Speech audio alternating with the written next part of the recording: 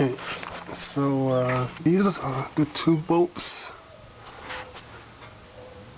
that you undo to change the starter. That's the lower bolt, and then that's the upper bolt. Not sure how clear that is, but that's the lower bolt here, and then that's the upper bolt up there. So if I scoot around, try not to get oil on me, because I got oil dripping, you would see that the starter is actually right here, right there. And it's kind of dirty, so you can't tell. And then that's the solenoid up there. And if you see on the top of the solenoid,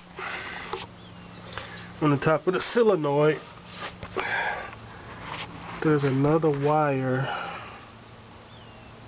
that needs to be taken off, and it's right there. I think there's another wire that will have to be taken off eventually, once I get the two bolts in the back taken off. So again, that's the starter right there. I'm gonna scoot back around if I can, and then this is the first bolt here that is for the starter, and the lower bolt, and then this is the upper bolt for the starter. Let's see. Can you see it? Let's see. Hold on. So I can maneuver the camera. It's back there. I don't know if you can see it. I might not be showing it. So it's let me see. It's right there. I don't know if it's clear, light enough under there. Let me see if I got a light to shine on it. Okay, I took the light out of my pocket. So but I don't want to get grease on this camera, but it's right there. Okay, ladies and gentlemen, unfortunately there's no way I can hold this camera and take these bolts off, but hopefully the next shot will show this bolt off and this bolt off, if you can see it, and then the solenoid in the front here should be hanging by the other wires, and I have to take those off. So I'm going to turn it off for now and try to get these bolts out. As you can see, I have the socket wrench on the bottom bolt, and I'm going to loosen it up, but there's no way I can do it and hold the camera, so I'm going to have to turn the camera off to loosen it up. I run into a bit of an issue with this top bolt. When I put the extension on for my socket set, I can't get the socket in there to loosen it up because of these wires are here and this pipe is here. If I don't put the extension on, then the 4mm socket without the extension gets caught up between this guy here and this wire here, so I can't even maneuver it. So I think I'll have to get a longer socket or a totally different tool to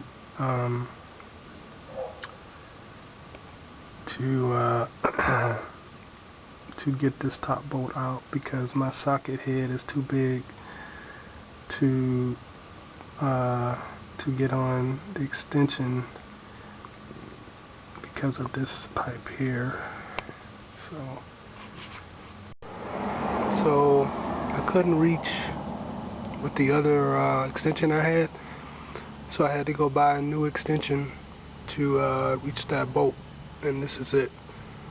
I won't be able to hold the camera and take off the bolt, but I just wanted to show you the extension that I had to buy. Just want to give y'all a visual of the tool I had to use to get this other nut up, and it's a long tool. This is it right here. That's at an angle. So you'll probably have to invest in one of these tools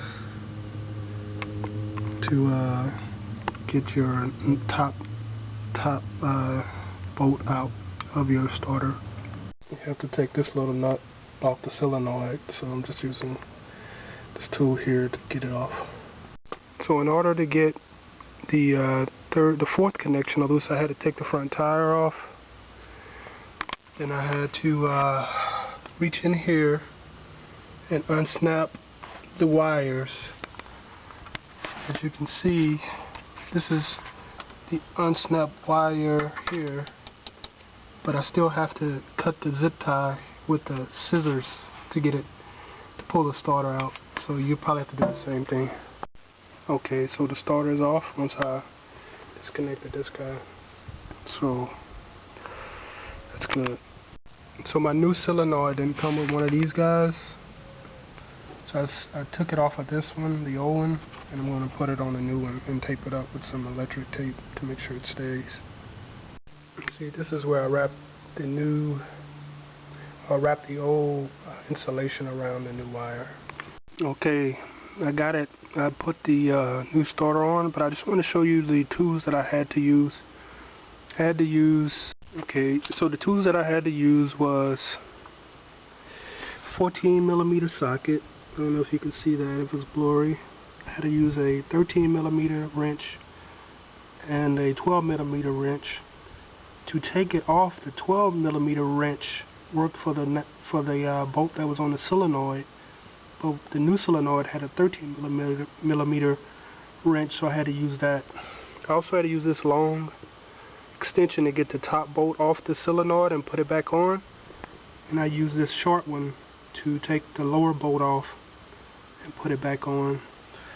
So you will have to jack up your car, so you're definitely going to need a jack, tire tool, and another jack. I normally use 2 jacks for safety whenever I jack up my car, but it's pretty much the tools you need. Okay, I had to take the front tire back off. This is the jack. This is my other jack.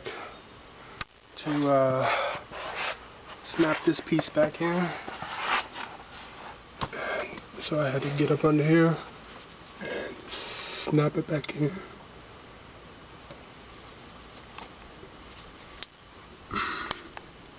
You heard it click, snapped in.